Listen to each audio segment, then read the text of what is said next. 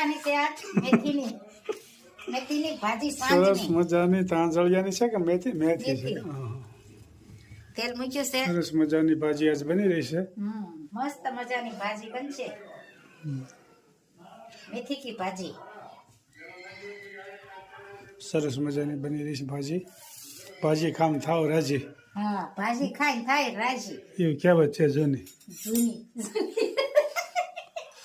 જૂની કહેવત છે એમ ને હા ભાજી ખાઈને થાવ રાજી ભાજી શિયાળામાં ભાજી હારી ને હમ મેથી ને પાલક ને એટલે આજે મેથીની ભાજી બનાવવાની છે તેલ મૂક્યું છે રાય અને કોમેન્ટ પણ સારી સારી આવે છે તો બધાનો ખૂબ ખૂબ આભાર બધાને જય સ્વામિનારાયણ જય શ્રી કૃષ્ણ જય જીનેન્દ્ર જય સિયારામ હર હર ભોલે મહાદેવ સરસ લ્યો હવે ભાજી તૈયાર થવા માંડી છે ધીમે ધીમે હજી તો તેલ મૂક્યું છે ગરમ થાય તે કેમ થાય તેલ કેમ તતડાટી નથી કરતો તેલ ગરમ થાય તે તતડાટી થાય ને એમનું થોડી થાય વાંધો નહીં લોયા હારું ભૂજા ભેગું વાંધો નહીં હારું હાલો રાય બીજું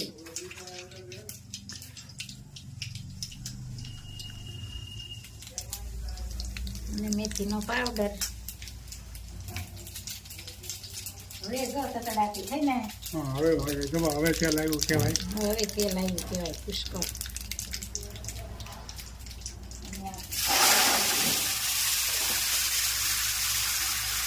સરસ મજાની મેથીની ભાજી બની રહી છે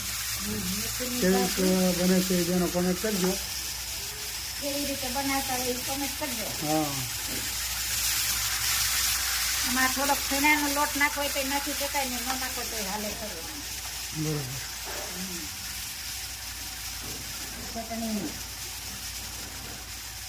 ધાણા જીરું અને મેથીની ભાજી છે ને ગમે એ ભાજી કરવી થોડીક તીખાશું કરવી ને એટલે મસ્ત ભાજી ભાવે બરોબર અને ભાજીમાં તો નિમક ઓછું જ નાખવાનું હોય કારણ કે લોહી આખું જ ભરાઈ ગયું હોય પછી થોડીક જ થઈ જાય ગળી જાય ભાજી બરોબર લાગે જાજી પણ થોડીક ઓછી થઈ જાય મસ્ત મજાનો વઘાર થઈ ગયો છે ભાજીનો જોઈ શકો છો સરસ મજાની ભાજી ભાવતી હોય બી કોમેન્ટ કરજો બે મને તો કોમેન્ટ તો બધાની હારી હારી જ આવે છે ફરફર પાપડ મસ્ત મજાના સરસ મજાની ફરફર તળાવ મળીશ ભાઈ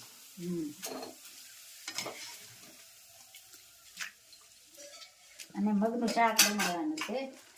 મગનું શાક હા આજ રેસીપી બદલી છે ભાઈ રેસીપી બદલી હો રેસીપી તો રોજ બદલે જ ને શાક તો અલગ અલગ જ હોય દેશી ખાણું એટલે શાક જ બનાવવાનું હોય આપણે શાક ને રોટલી ભાખરી રોટલા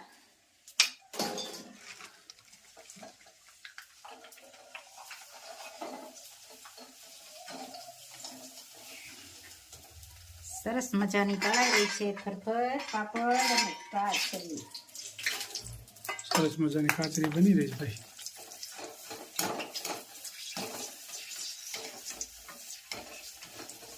અને મગનું શાક વઘારવાનું છે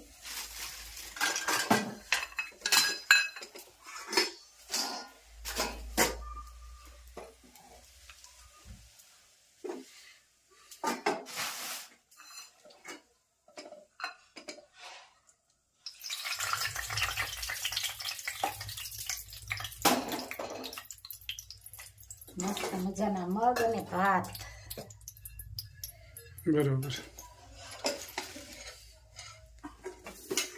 અને શાક વઘારવાનું છે ને કોમેન્ટ પણ સારી સારી આવે છે તો બધાનો ખૂબ ખૂબ આભાર ને રાય જીરું મેથીનો પાવડર અને લીમડો અને મસ્ત મજાના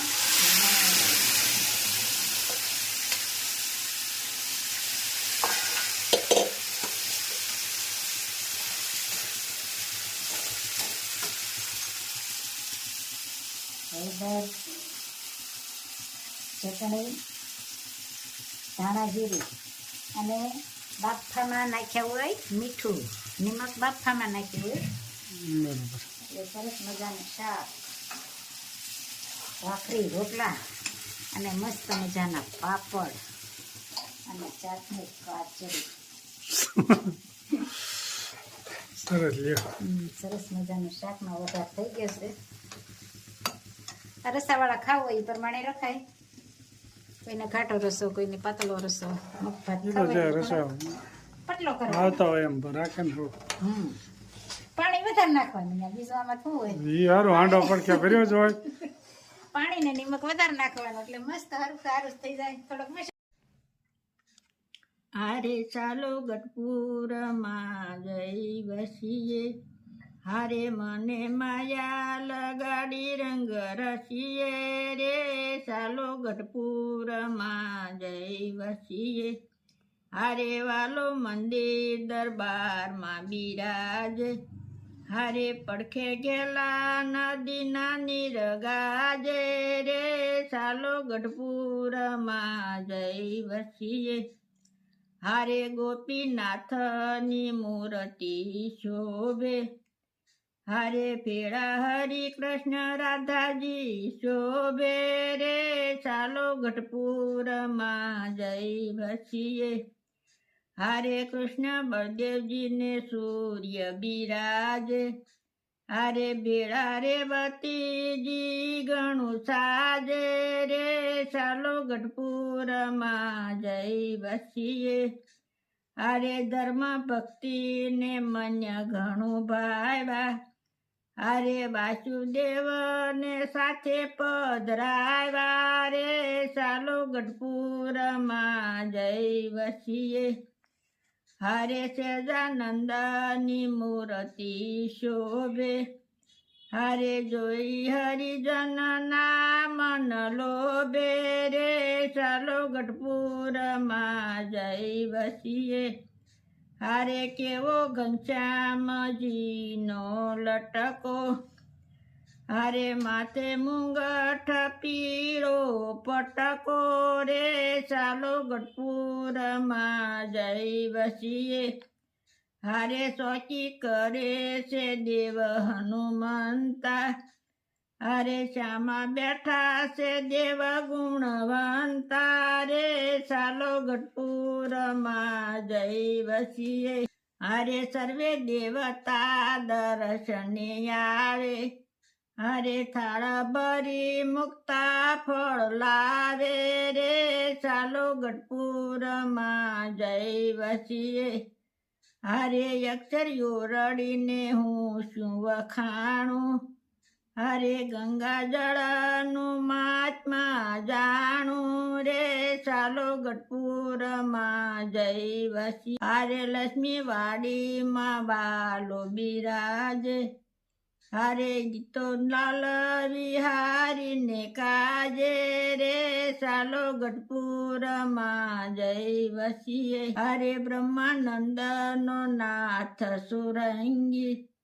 હારે ઈ તો જલમો જલમનો સાંગી રે, ચાલો ગઢપુરમાં જઈ વસીએ. જય સ્વામિનારાયણ. જય સ્વામિનારાયણ. સરસ મજાનું અમારા બાઈએ કીર્તન ગાયું. હાલો ગઢપુરમાં જઈ વસીએ.